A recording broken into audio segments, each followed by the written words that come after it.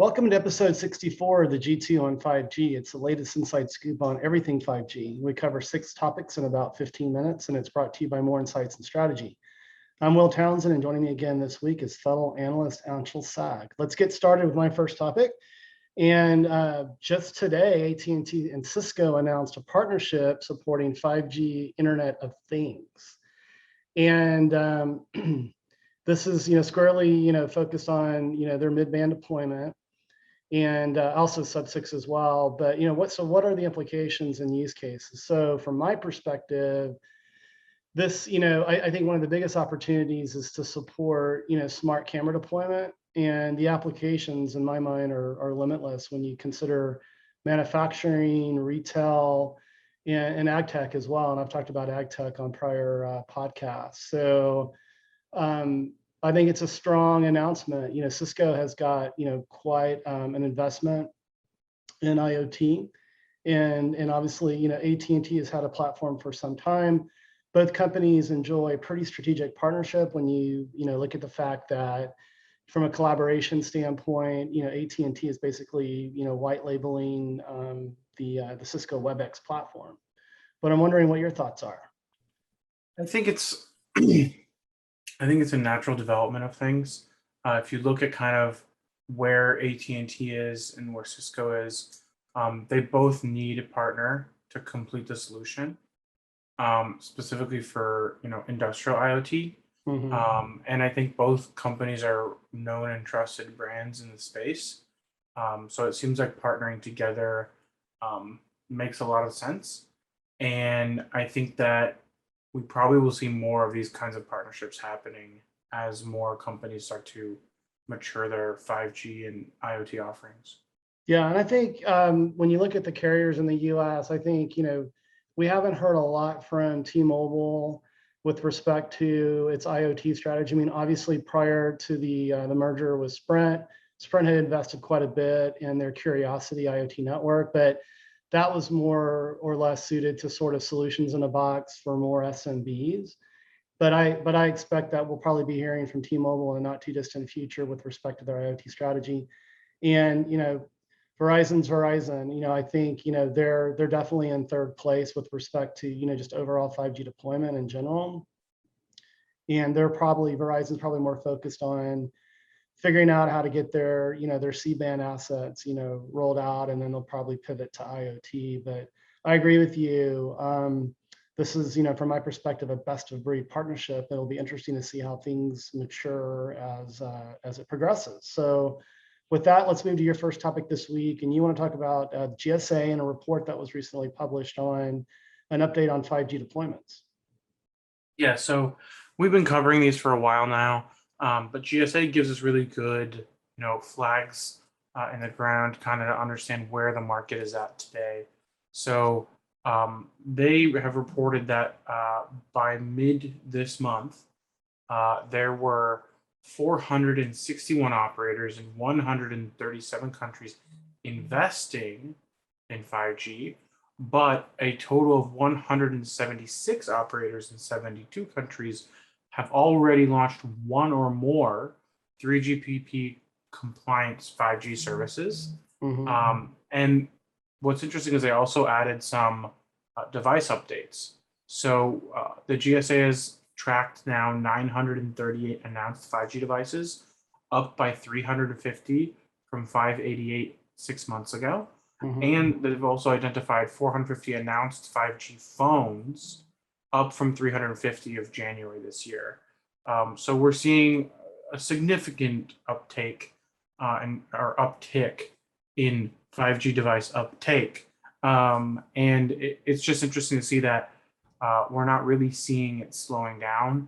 And honestly, I think, I've seen some people mention this, that it almost doesn't even seem necessary to mention 5G in a device's name anymore. Yeah. Like we're seeing in a lot of devices, simply because the vast majority of devices available today are going to be 5G. I didn't get a chance to look at this report before the podcast, but I'm curious, did they do any sort of breakout on standalone versus non-standalone? Because I think that would be interesting from a factoid perspective. So they did talk about standalone, Let me just quickly scan it. But I think they said, let's see, standalone. Yeah, so they said that 13 operators have 5G standalone networks, Okay. while 45 are planning or deploying 5G SA for Okay. public networks, and an additional 23 are involved in tests and trials. So um, we're seeing a lot of uptake in standalone, like we had suspected would happen this year. Yeah. And I think before the year's over, we'll probably see that number of complete 5G SA rollouts uh, probably being in the dozens as opposed to a single baker's dozen. Yeah. So, and I'll do my homework. So, I mean, I'm assuming that this is published quarterly, correct? I believe so, yeah. Yeah. So we'll have another opportunity on a future podcast to review it, and I'll spend some more time, prior to that podcast. And yeah, I'd like to have a deeper discussion around that and see where standalone is landing. So good stuff. But that's sort of a nice segue to my second topic this week, and I want to talk about China. We've talked about China on prior podcasts and how aggressive they've been in deploying RAN upgrades to 5G and core and all of that good stuff. But news came out this week that there's been a slowdown in capex investment on the hardware side for the first half of the year. And so, what's to blame here? And from my perspective, and you'll probably agree with this, it's likely tied to entity listings and their inability to get silicon, for a lot of this hardware, for a lot of these base stations, and so on and so forth. And the slowdown is pretty significant. They talk, I read across the three major operators within China, the capex reductions prior to other quarters and whatnot in the past slowed anywhere from 30% to 45% in capex spend. But with many of them saying that they expect to close that gap by the end of the year. But I don't see the semiconductor shortage happening, ending anytime soon. So I think that's probably a very, optimistic estimate on their part. But would love to get your insight on this topic. I think something to consider as well is that the Delta wave has actually hit China harder Okay. than I think the government is willing to admit, which is unfortunate, but that's just the way things work in China. Yeah. I think because of the Delta wave, we are seeing limited supply of a lot of goods and services in China. Yeah. And we're also, like you said, I think the chip shortage is absolutely a factor as well. But I think it's a combination of, when you have to lock down the city and you're rolling out a network engineers, unless they're fixing a network, are unlikely to be allowed to be exempt from lockdowns. So Yeah. I think that might be a factor in it as well. So I think we are seeing a combination of multiple factors, and I do think it's possible that they can actually make up for some of their losses. But they're also pretty far ahead in terms of actual number of sites deployed versus pretty much any other country. So True. we'll see what happens, but I think there's a little bit of COVID and a little bit of chip shortage that kind of plays into this. Yeah, that's great insight on the COVID piece. Let's move to your second topic this week. You want to talk about India's Department of Telecommunications and 5G. Yeah, so it's very interesting because the Department of Telecommunications in India is actually responsible for the 5G auctions. And they were saying that they are going to likely delay the auction, the big 5G auction for the three big carriers in India. And they're saying that there's a chance that the auction might even be held as late as mid 2022, Oh, wow. which is problematic because then we probably won't see any operators launching with services until 2023. So that puts India at a significant disadvantage. And in addition to this potential delay, the Department of Telecommunications in India is also pushing for a proprietary,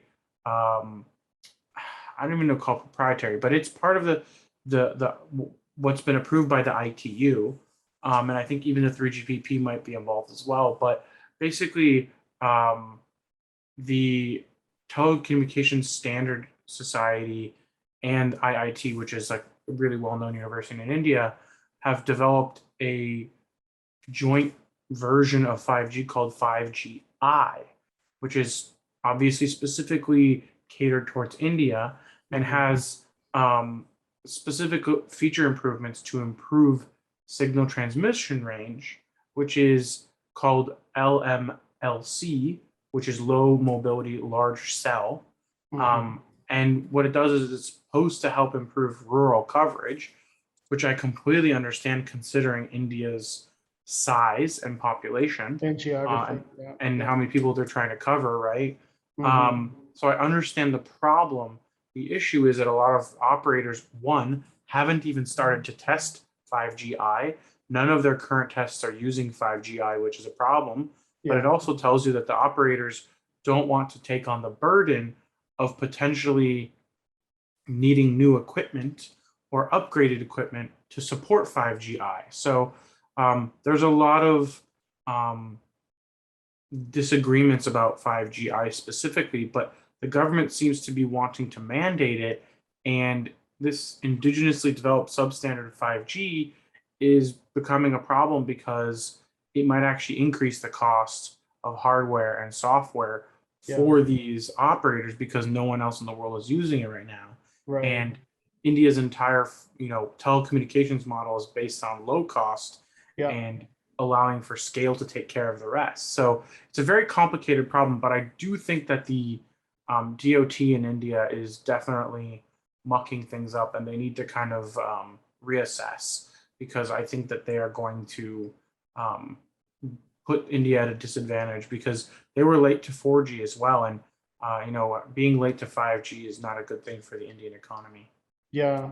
I'm curious. So, I'm familiar with this 5GI, but from your perspective, I mean, are any of the major infrastructure providers, willing to support it? Like the Ericssons, the Nokias, the Samsungs, the Huaweis of the world. I haven't heard anything. I haven't had a chance to really like delve deeply enough to ask, but I have a feeling that even if they were, I'm not sure the operators are willing to pay whatever it will cost these infrastructure vendors to support it because it's gonna have to require new software, supposedly new hardware. In my opinion, what the Indian government should be doing is investing in more low band spectrum and freeing up low band spectrum to improve coverage. Maybe something in the 400 megahertz like they used to use in Finland, and cover rural areas there because I have friends who have cabins out in Finland and they have 4G service and 3G service out in their cabins in the middle of the woods because of 400 megahertz. Right.